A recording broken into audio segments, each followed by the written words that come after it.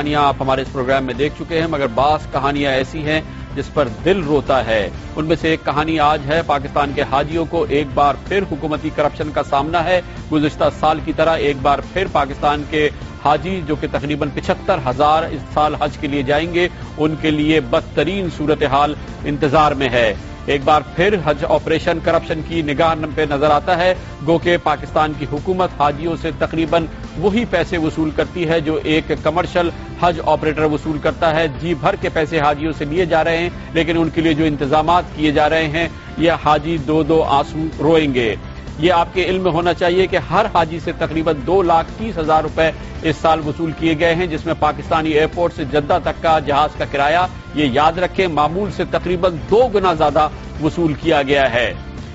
اسی حوالے سے جو اطلاعات آئی ہیں، پہلی بار ایسا ہوا ہے کہ حج آپریشن سے پہلے اس کی تفتیش کی گئی ہے اور قومی اسمبلی کی اسٹینڈنگ کمیٹی برائے مذہبی امور نے اس کی تفتیش کی ہے۔ ان شکایات کے لیے باقاعدہ ایک وفد حالیہ دنوں میں جدہ گیا، وہاں پر اس نے ان انتظامات کا جائزہ لیا جو پاکستان کے حج آپریشنز کے تحت کیے گئے ہیں، اور اس میں سے رونگٹے کھڑا کر دینے والی تحقیقات سامنے آئی ہے، اور لگ یہ رہا ہے کہ پاکستان کے حاجیوں کے پیسوں کو لوٹا جا رہا ہے۔ حکومت پاکستان کی وزارت مذہبی امور کے تحت ہونے والی اس تفتیش کے مطابق ایک حاجی کی رہائش گاہ پر 2,800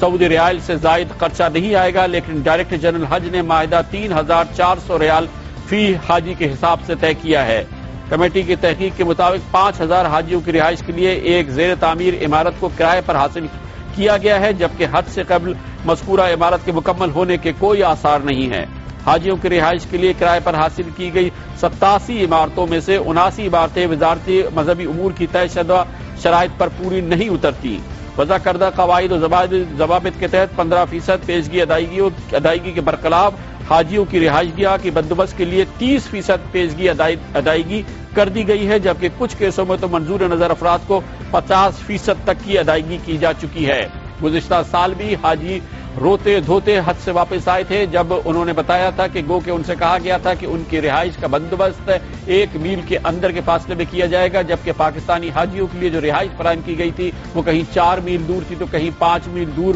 اور وہ بھی بدترین صورتحال۔ اکثریت جگہوں پر مرد اور عورتیں ایک ہی کمرے میں رکھے گئے تھے، اور بعض جگہیں ایسی بھی تھی کہ جہاں پر 8 لوگوں کی ایک کمرے میں گنجائش تھی، وہاں پہ 10 لوگوں کو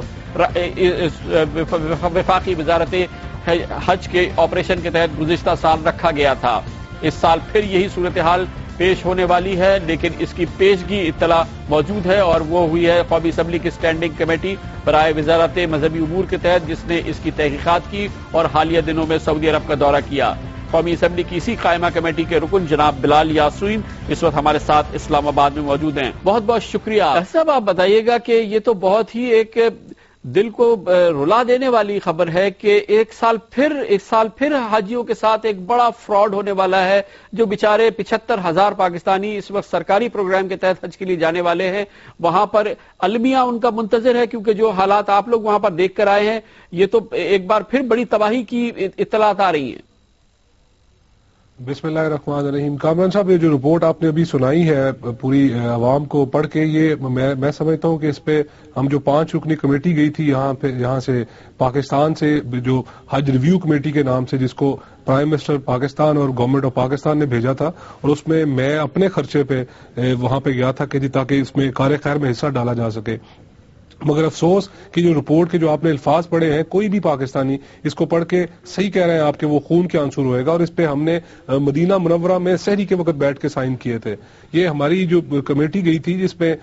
2 اسٹینڈنگ کمیٹی کے چیئرمین سینٹ اور نیشنل اسمبلی کے، اور 2 نیشنل اسمبلی کے ممبرز اور 2 سینٹ سے ممبرز، 5 رکنی کمیٹی نے جب وہاں پہ گئی، اور یہ جو چیزیں آپ نے مینشن کی ہیں، یہ سب سے پہلے ہم نے دیکھا کہ ایک بلڈنگ تھی وہ جو انڈر کنسٹرکشن تھی، جو منسٹری کی طرف سے جو لوگ تھے، جو ہمارے پہ حج مشن ہے، ان کی طرف سے جو لوگ تھے وہ ہمیں خود لے کے گئے کہ جی آئیں آپ ایگزامن کریں، یہ ہم نے بلڈنگز ہائر کی ہیں۔ تو جب میں نے ان سے پوچھا کہ جی یہ بلڈنگ تو ابھی انڈر کنسٹرکشن ہے، تو رولز میں پروویژن موجود ہے کہ آپ انڈر کنسٹرکشن بلڈنگ کو ہائر کر سکیں، تو ان کے پاس جواب نہیں تھا۔ ہمارے پاس بلال صاحب ذرا سا یہ فرمائیے گا کہ یہ پہلی بار نہیں ہو رہا، گزشتہ سال بھی حاجیوں کی آہو بکا شاید حکومت کا دل نہیں پگھلا سکی، لیکن اس سال پھر یہ ہوا ہے۔ خبر یہ آ رہی ہے کہ جو ڈائریکٹر جنرل حج جو شخص ہے وہ سیاسی طور پر بہت ہی پاورفل شخص ہے، اور یہ سب اس کی امبریلا کے تحت ہوتا ہے، اور یہ حکومت کی نظروں سے چھپی ہوئی بات نہیں ہے کہ اس میں کروڑوں روپے کھائے جا رہے ہیں۔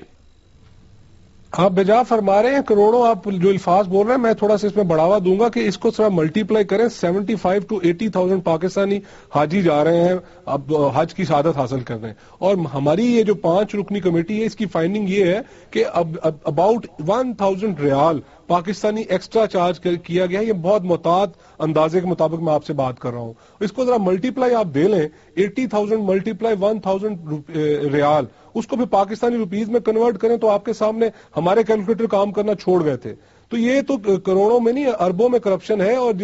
جس ڈی جی حج کا آپ نام لے رہے ہیں، ہم نے 5 دن ان کے ساتھ گزارے ہیں۔ راؤ شکیل صاحب، میری ان سے کوئی دشمنی نہیں کہ آپ سمجھیں کہ خدا نخواستہ میں ان کو پن پوائنٹ کر رہا ہوں، مگر افسوس کہ وہ ہمیں جواب دینے سے قاصر تھے۔ اور پہلے تو وہ ہمارے ساتھ آرگو کرتے تھے، جب خود انہیں پتہ چل گیا کہ جو کمیٹی ہے یہ کسی اپنے مذہبی جنون کے ساتھ یہاں پہ موجود ہے اور یہ ثواب کی خاطر یہاں پہ موجود ہے، تو پھر انہوں نے گھٹنے ٹیکے، اور پھر مدینہ منورہ کی جو کارستانی اس پہ تو انہوں نے خود اعتراف کیا کہ بالکل میرے سے یہ بلنڈرز ہوئے ہیں۔ اس طرح کے بلنڈرز ہیں کہ آج بھی کامران خان صاحب، آج 18 دن ہو گئے ہمیں یہ کمیٹی کی جو رپورٹ ہے، یہ ہم نے کئی گھنٹوں بیٹھ کے وہاں پہ حرم میں بیٹھ کے جو تحریر کی، اور اس میں سب نے سائن کیے وہیں پہ مدینہ پاک میں۔ اور جب یہ طے ہوا کہ جی ہم نے اپنی پارٹیوں سے بالا ہو کے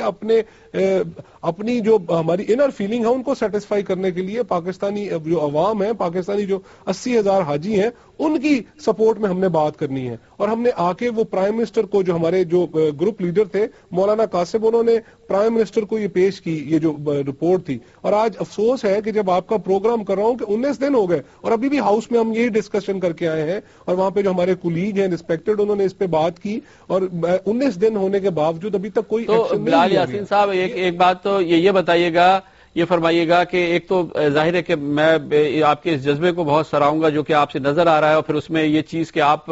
خود اپنے خرچے سے آپ نے کہا کہ آپ اس ثواب کے کام کے لیے گئے، لیکن اس کا اثر تو اس وقت آئے گا جب ہم حکومت کو جگا پائیں، ہم وزیر اعظم کے ضمیر کو جگا پائیں کہ خدارا کہ یہ اسٹیل مل کی کرپشن ایک جگہ ہو گئی، او جی ڈی سی کی کرپشن دوسری جگہ ہو گئی، نیشنل انشورنس کی کرپشن تیسری جگہ ہو گئی، نیشنل ہائی وے اتھارٹیز کی کرپشن چوتھی جگہ ہو گئی، کہ خدا کا خوف کہ حاجیوں کے پیسوں کو لوٹنا، حاجیوں کے ساتھ یہ ظلم، یہ جمہوریت کی طرف سے تحقیقات ہوئی ہے، یہ قومی اسمبلی کی کمیٹی ہوئی ہے، لیکن اس پہ اگر وزیر اعظم کا اور حکومت کا ضمیر نہیں جاگ رہا تو آپ کیا کریں گے، اور ہمیں بتائیے کہ ہم کیا کریں۔ میں کامران صاحب آپ سے تو یہ ہے کہ میں جو ہماری سپورٹ پہ رہے، میں آپ کو صرف ایک بڑی انٹرسٹنگ آپ کو بتاتا ہوں کہ 2 دن سے ہماری میٹنگ چل رہی ہیں جو سٹینڈنگ کمیٹی کی، اس میں منسٹری کو جب میں نے اس طرح پریزنٹ کیا کیس، تو انہوں نے کہا جی کہ آپ کو ایویڈنس دیں، تو میں نے انہیں کہا کہ جی یہ 5 لوگ جس میں 2 چیئرمینز ہیں اس کے نیشنل اسمبلی اور سینٹ کے، 2 سینیٹرز ہیں، 1 MNA ہے، اگر آپ ان 5 لوگوں کی رپورٹ کو آپ فائنل اتھارٹی نہیں سمجھتے، انہوں نے کہا جی ایویڈنس کے بغیر، تو میں نے انہیں کہا جی کہ اگر پرائم منسٹر کو یہ رپورٹ گئی ہے، پرائم منسٹر کو ہم نے خود یہ رپورٹ دی ہے، اس میں ہم نے لیڈر آف دی اپوزیشن کو رپورٹ دی ہے، اسپیکر کو دی ہے، چیئرمین سینٹ کو دی ہے، اور چیف جسٹس کو دی ہے۔ میں نے انہیں یہ کہا میں نے کہا جی اگر یہ ہماری رپورٹ کو سیریسلی کنسیڈر نہیں کیا گیا تو ہم ایسے پرائم منسٹر کو نہیں مانتے جو 5 پارلیمنٹیرین کی رپورٹ کو سیریس نہیں لے رہا۔ آپ نے کہا جی ہمیں کیا